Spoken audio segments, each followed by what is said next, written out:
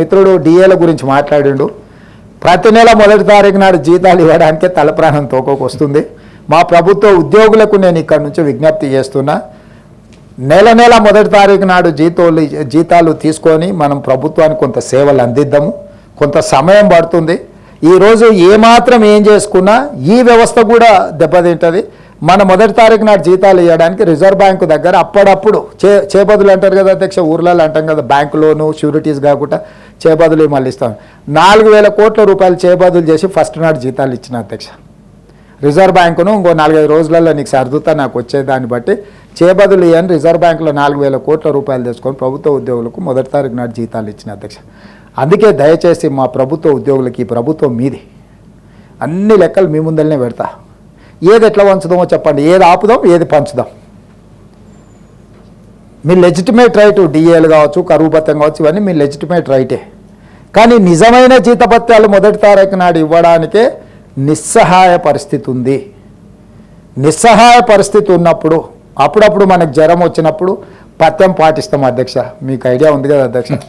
కొంచెం ఆరోగ్యం ఇట్లయితే ఒక వారం రోజులు నాన్ వెజ్ తినడం మానేస్తాం, తెలుసు కదా అధ్యక్ష. మనం అట్లనే మనకి ఏదైనా పరిస్థితి, రాష్ట్ర ఆర్థిక పరిస్థితి కొంత బలహీనంగా ఉన్నది. మా ప్రభుత్వ ఉద్యోగస్తులందరినీ నేను విజ్ఞప్తి చేస్తున్నా, అదనంగా ఏం కోరికలు కోరకండి. అప్పుడప్పుడు మా వాళ్ళే కాబట్టి, కుటుంబ సభ్యులు కాబట్టి బెదిరిస్తారు, ధర్నా కోతాం, దీక్ష కోతాం, లేకపోతే బంధు పాటిస్తాం, లేకపోతే పెన్ను డౌన్ అంటారు, లేకపోతే అది డౌన్ అంటారు. ఏది డౌన్ అన్నా మొత్తం ప్రభుత్వం డౌన్ అయిపోతుంది. వాస్తవంగా అమ్ముదామన్నా మా దగ్గర ఏం లేదు, మా దగ్గర మా సొంతం ఏదైనా ఉంది అమ్మి పెట్టినా సరిపోదు. మనందరం జపాన్లో ఒక పద్ధతి ఉంది, నిరసన తెలపాలనుకుంటే ఒక 2 గంటలు ఎక్కువ పని చేస్తారంట అక్కడ ఉత్పత్తి. అంటే ప్రభుత్వానికి నిరసన తెలపాలనుకున్నప్పుడు జపాన్ లాంటి దేశంలో ఉద్యోగస్తులు ఒక 2 గంటలు అదనంగా పనిచేస్తారంట.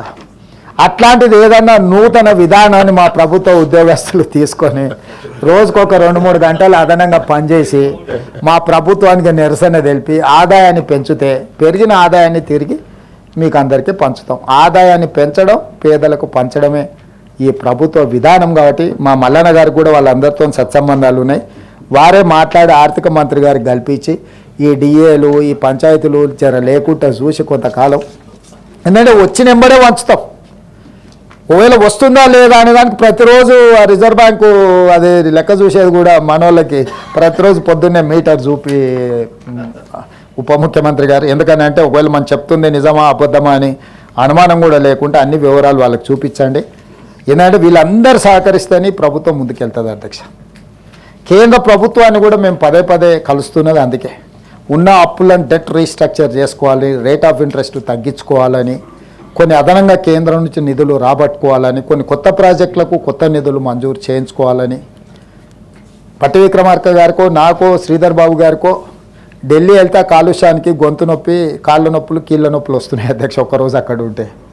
వీటన్నిటిని కూడా భరించుకుంటూ ఎందుకు పదే ఢిల్లీ ప్రయాణం చేస్తున్నాం అంటే కేంద్ర ప్రభుత్వం కూడా సహకారం అందించాల్సిన అవసరం ఉంది, వాళ్ళతో సహకారం తీసుకోవాల్సిన అవసరం ఉన్నది అధ్యక్ష.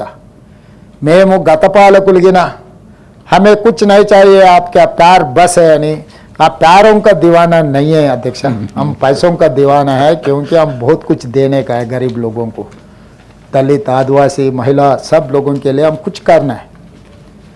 तो हमें प्यार के साथ साथ पैसे भी चाहिए, इसीलिए हम बार मोदी जी करने जा रहे हैं और बाकी के निर्मला सीतारामन जी सबको हम लोग मिल रहा है कि तेलंगाना तरक्की करना हमारा जिम्मेदारी है. इसीलिए हमारी जिम्मेदारी निभाने के लिए हम लोग कोशिश कर रहा है.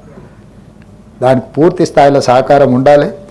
గవర్నర్ గారు వ్యవస్థలతోని మేము ఒక సత్సంబంధాలను పెట్టుకున్నాం. అటు న్యాయ వ్యవస్థ పట్ల, గవర్నర్ వ్యవస్థ పట్ల, కేంద్ర ప్రభుత్వం పట్ల, ఎన్నికల అధికారుల పట్ల, ఒక రాష్ట్ర ప్రభుత్వానికి సంస్థలతోని ఒక సత్సంబంధాలను ఏర్పరచుకొని ఒక మంచి పరిపాలన, గుడ్ గవర్నెన్స్ ఇవ్వాలనుకుంటున్నాం. ఈరోజు గవర్నర్ గారి ప్రసంగంలో చాలా విషయాలు మంత్రివర్గ ఆమోదం మేరకు ప్రస్తావించారు. ఈ సభలో కూడా అర్థవంతమైన చర్చ జరిగింది. మనం ఈ సభను అక్కడికి తీసుకెళ్ళాలి, అక్కడ ప్రారంభించుకోవాలని పోయినసారి కూడా ఇక్కడ మాట ఇచ్చినాం. కొంత పనులు వెనక ముందు జరుగుతూ ఉన్నట్టు వాటి పూర్తి చేసుకుంటే పక్కనే ఉంటుంది. వీలైనంత మేరకు ఈ సభలోకి నేను వచ్చి కూర్చుంటా. విద్యా విషయంలో కూడా చాలా ప్రతిపాదనలు వచ్చినాయి. ఇంతకుముందు తమ చేంబర్లో మాట్లాడినప్పుడు ఓ రోజు ప్రత్యేకమైన చర్చ పెట్టుకుందాం. ప్రొఫెసర్ కోదాన్ రామ్ గారు, లేకపోతే ఏవిఎన్ రెడ్డి గారు, ఇతర మా విద్యా కమిషన్ కూడా కొన్ని ఇచ్చింది. రిఫార్మ్స్ ఏం తీసుకొద్దాం, ప్రక్షాళన ఏం చేసుకుందాం. 29,550 స్కూల్స్ ప్రభుత్వ పాఠశాలలు ఉన్నాయి, కానీ 24 లక్షల మంది మాత్రమే స్టూడెంట్స్ ఉన్నారు. అది 18,60,70,000 పడిపోయింది.